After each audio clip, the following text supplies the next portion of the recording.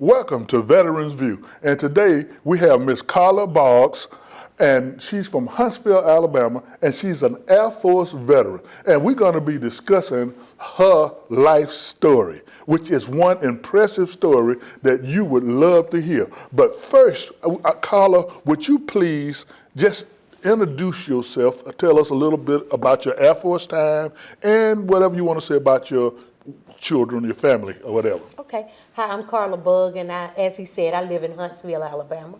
I'm from Gadsden, Alabama, and I joined the Air National Guard and right after high school, and I served for 6 years. And I have 5 beautiful children. I have 4 adorable grandchildren, and I just love being able to share my strengths, my weaknesses, and all of the different failures that I went through in life to help other people, because I believe that when you find your purpose, you find your life. Well, great. And you know, Carla drove down from Huntsville just for this interview. And what makes it so great is because we have what we call now specialty courts all around the United States. And our goal in those specialty courts is treatment, vice, incarceration.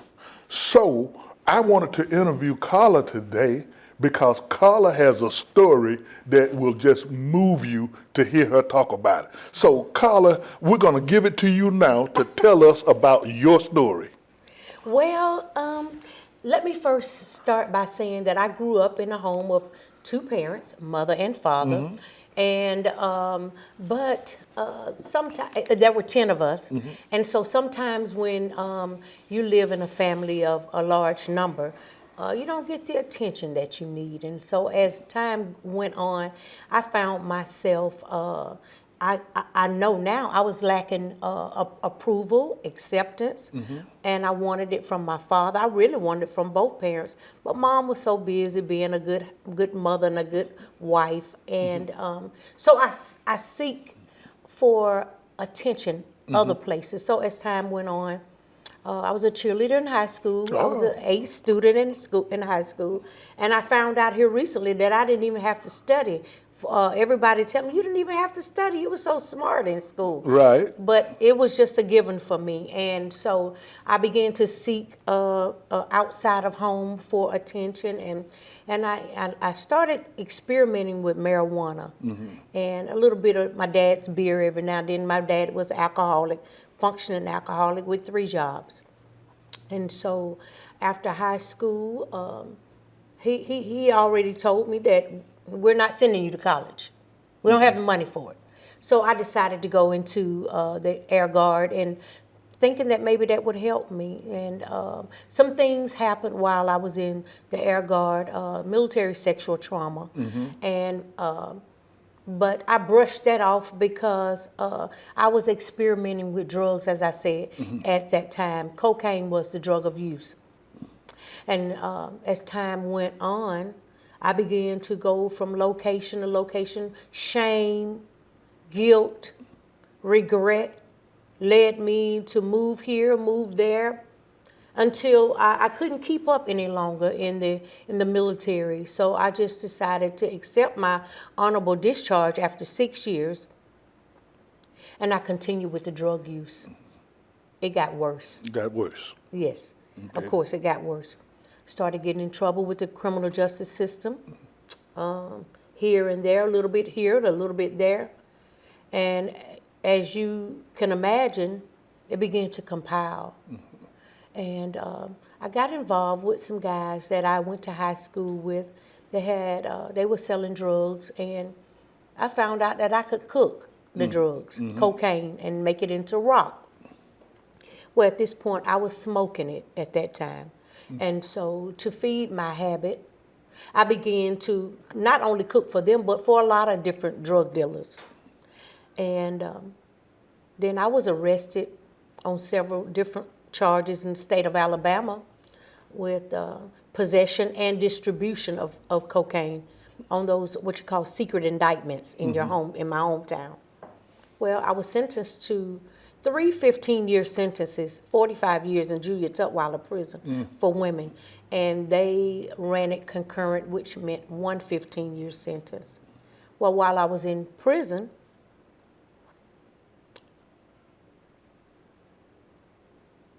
the federal marshals came to pick me up one day. I'm like, what do they want? It had to be a shock. Yeah, it was a shock. I'm already doing my prison time. So if you didn't catch me then, you can't catch me now. That was my mentality. Right. But they had what we called a conspiracy with intent to distribute, and they went back years from the time that I was in there. And so I was sentenced to 324 months or 27 years in federal prison. And I couldn't start that sentence until after I gave Alabama 4 years. So I paroled from state to federal prison. And while in federal prison. And where did you go for federal prison? Oh, I started out in the only maximum security federal prison for women. It was in Marianna, Florida. Okay. It was called the Shawnee Unit. I left there and I went to Tallahassee, FCI, in Tallahassee, Florida for 10 years. When I left Tallahassee, I went to Coleman Federal Prison Camp in Coleman, Florida.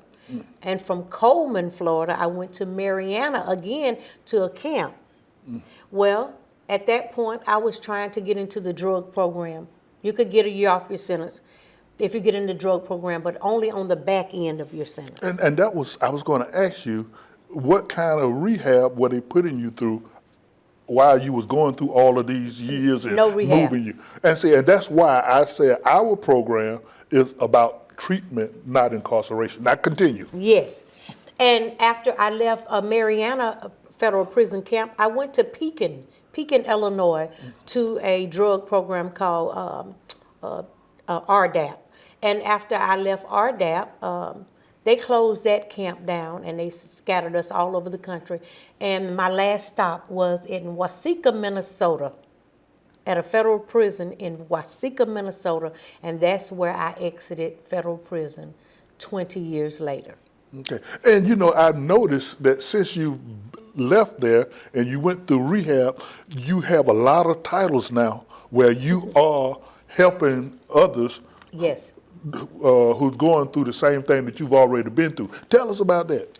Well, right now I am Criminal Justice Services Coordinator for a nonprofit organization, and what I do is manage men and women and train them to go into prisons, to go into county jails, and to go into work release centers to help men and women coming out of incarceration with a substance use disorder. And what we do is we provide them peer support. We help them get assessments, state assessments, to determine what level of care they need. And when we find that out, if they need transportation, we drive them to treatment. And so you are also certified to do assessments? I'm not certified to do assessments. Okay. No, that's only for clinicians, therapists. Okay. But what we provide is peer support, our lived experience. Lived experience. Yes. Okay. And the people who you train, they also have lived experience? They have lived experience as well. Everyone who works for our organization, Ross, is a recovery organization of support specialists in the state of Alabama. Everyone who worked for Ross have lived experience and are in long-term recovery. Great. And, you know, I work with Dr. Margarita High, who you met, and she'll be coming on the show later on. Great woman. But I am so impressed with what you've done and what you are currently doing. And I wish you so much greatness going forward. Thank you. Because we need people like you. And as we spoke earlier, we definitely want to have you back here in Russell County, Alabama, Phoenix City, to talk to our mentees who are in our Veterans Treatment Court. I would love that. Because it's about treatment. It's not about incarceration. Because one thing I've seen since I've retired from the military, and I've been doing volunteering for more than 15 years now. Yes. But one thing I see is that we are, when we send people to prison, they're not getting any treatment. And I think when the judge found the treatment courts, and we have 3 specialty courts now. We have drug court, we have mental health court, and we have veterans treatment court. Wonderful. And so with those courts, and our goal is treatment, not incarceration. And you know, I used to say, wow, they have a lot of help for people now. Why not when I was facing time in prison? But sometimes you have to be a trailblazer and a pioneer and cut through all of the debris and all of the forest so that you can get to a point to where you can help other people. Right. So I just thank God that I went through what I went through so that I can understand what people are going through and help them as well. And I think it's great that you have all these different courts now to help people, because incarceration is not the answer. Right. And if you are a believer, which you are, Yes, I am. then you know sometimes that's your destiny. It is. For you to go through what you've been through. Exactly. And as we talked earlier, I said we sang a song in church on Sunday morning. Look where he bought me from. Oh, yes. And I when I was reading your story, that's the first thing came to my mind is look where he bought you from. Yes. A mighty long way. A mighty long way. It brought you out of the darkness into the light. Yes. And so we just want to thank you and pray for you that you will continue to do those good things that you're doing with the people and helping those who need help. Can I end this with something good for someone? Yes, you can. I would like to say that wherever you find yourself in life, embrace that place. I was telling him earlier that it takes dirt to make a flower grow. A lot of times people want the fame, the fortune, the light, the limelight. But in order for you to go somewhere, you have to go through something. Don't despise the day of small beginnings, no matter what that is, and no matter what your destiny is. Embrace where you are. Just know that God has a purpose and a plan for everything that you're going through. Had it not been for all of the rough things that I went through, I would not be here today. And so just keep looking up and don't give up. And so for our viewers out there, if they wanted to contact you, Yes. Would you give them a phone number that they can contact you? Sure. And an email address if you have Sure. that. Okay, you can reach me at 205-767-3215. I always answer. And if I don't answer, I always call back. That's 205-767-3215. You can also reach me at my email address, which is Carla Buggs with an S. That's CarlaBuggs @yahoo.com. Well, thank you, Carla. We're so glad to have you. And then we'll be right back with Dr. Margarita High to finish this section of Veterans View. Women are mothers, daughters, caretakers, sisters, partners, service members, and veterans. Undaunted and unwavering, for generations, strong women have risen to the call to serve our great nation and shaped history in the process. Extraordinary women making extraordinary sacrifices, and VA is here to provide them with extraordinary care. Over the past 40 years, VA Women's Health has evolved to meet the changing needs and circumstances of women veterans. Women service members have advanced and diversified our armed forces, taking on varied roles, rising through the ranks, and demonstrating their value and valor on and off the combat field. Women are the fastest growing and most diverse veteran population. Women's Health at VA is well equipped to care for you no matter your ethnic, racial, or sexual identity. The diversity of women in the military is one of our greatest strengths.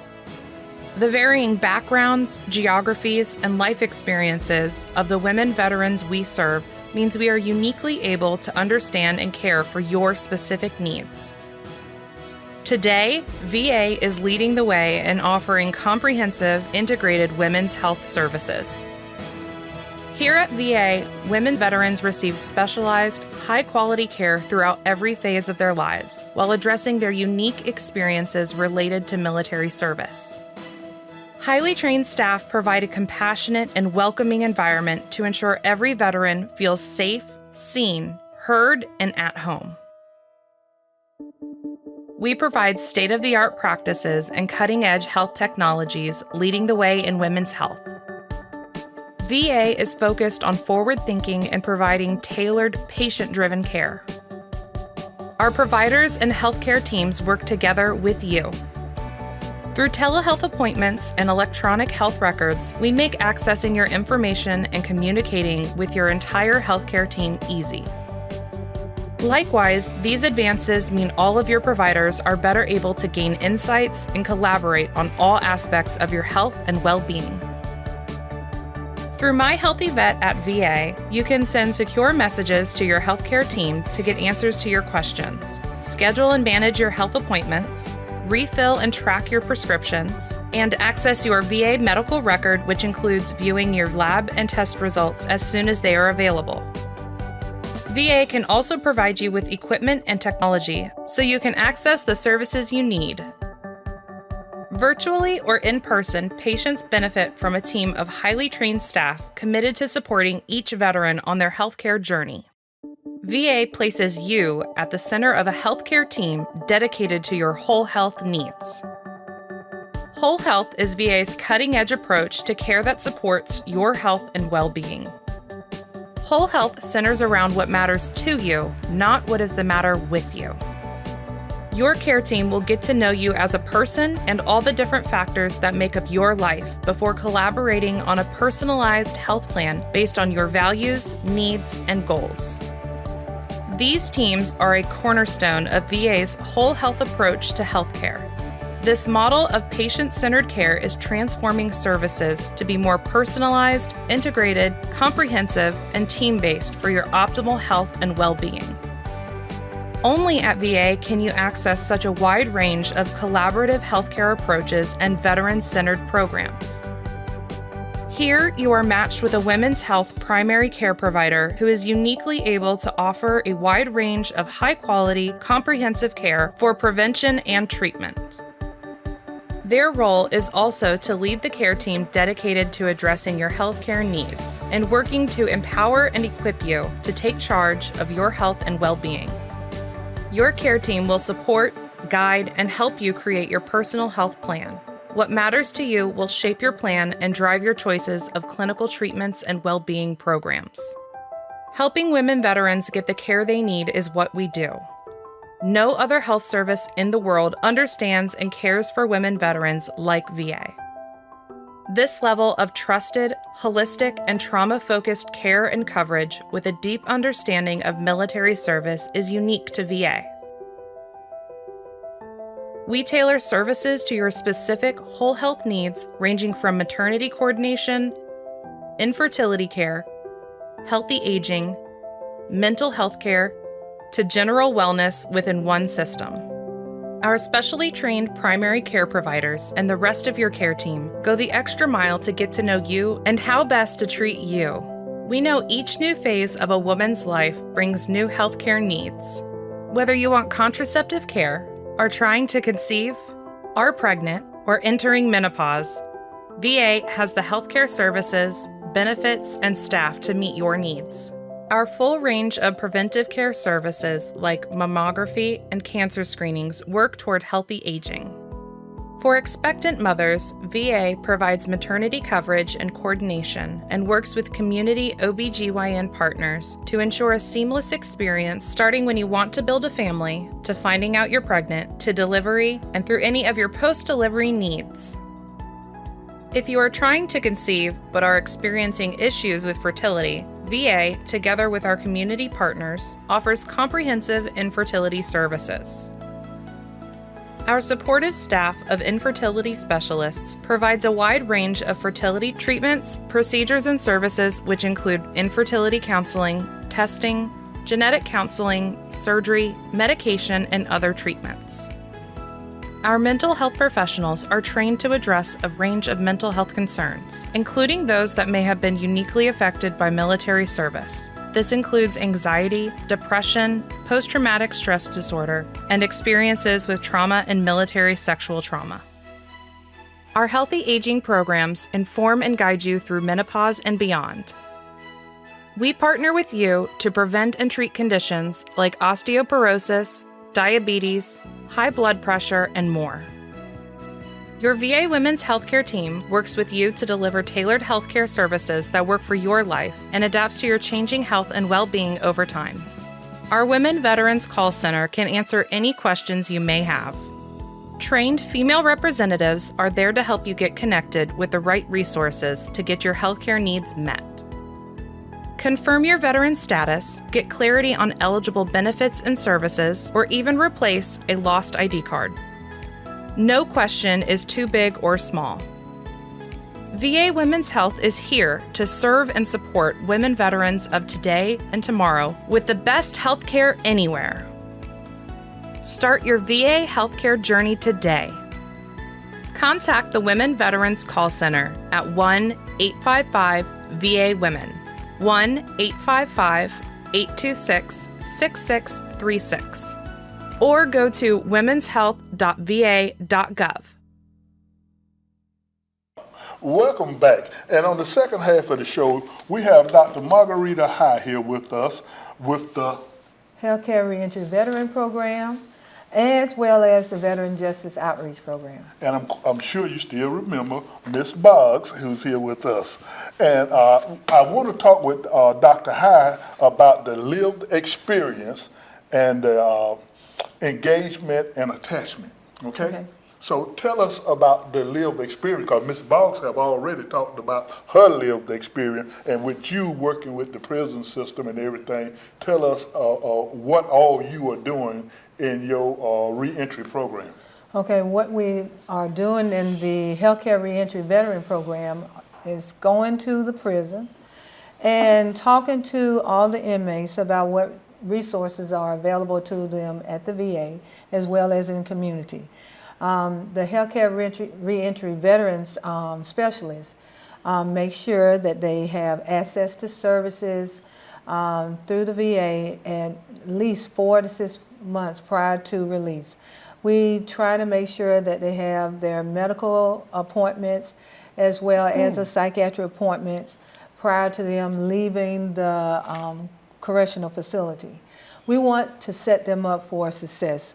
We want them to transition from the correctional facility and be able to have all the services that they need to make sure that they get all the care that they need once they are released. Okay, and I just want to make sure that we put some emphasis on it, and we're talking about male and female veterans who are incarcerated, that we're trying to bring the service to them and prepare them for re-entry into the civilian life. How did that work for you, Ms. Boggs? Well, there wasn't anything in place to help me to transition from incarceration back into the civilian life, so I found a program in Birmingham. Well, it actually found me. There was a program called Jobs for Vets, and it was with a drug treatment facility. They found jobs for veterans. Okay. And I was laying in my bed one day, and I had a dream that someone was coming about veterans. And when I woke up, I heard a man saying, "Jobs for vets." And so I got up and I peeped out, and they found me my first job. That's great. That is great. That's great. And so when did you meet Dr. High? I met Dr. High in January of this year when I spoke at the, what was that, professional? Accountability Court. Okay, yes, in Perdido Beach. Okay, I great. met Dr. High there. And after meeting Dr. High and Dr. High seeing the great things that you've done in your recovery program, I see that y'all are working well together Correct? Yes. and teaching each other. Yes. Because there's always something to learn and something to do when you're dealing with people who are coming back. The theory of the lived experience has several parts to it, and that's age, ethnicity, gender, length of time a person has lived in a particular place, and the level of deprivation, affluence. So my thought is, when you didn't have any help transitioning back, you saw something that you needed to get involved with so that other veterans wouldn't fall into the same situation that you was in. Yes. And at the same time, the VA was currently developing something to take care of that. So how do you feel about it now, that as far as what you're doing as a counselor and as a Peer support peer specialist. support specialist, how do you feel the transition that the VA is doing, because you're working as a peer support specialist and you see what the VA doing, do you feel that we're doing enough now to help veterans transition? Not enough. Not enough. Not enough. Never gonna be enough. It's starting to come into effect, but not enough, not yet. And Dr. Howard, what you say on that? I think we have come a long way. Yes. And we have a long way to go to make sure we meet all of our veterans' needs when they transition from a correctional facility. But we do have a wealth of resources now. Right now we are going inside the prison and we trying to encourage the veterans to apply for their benefits while they are incarcerated, so they will have some type of income, so they'll be able to obtain them a place to live when they get out.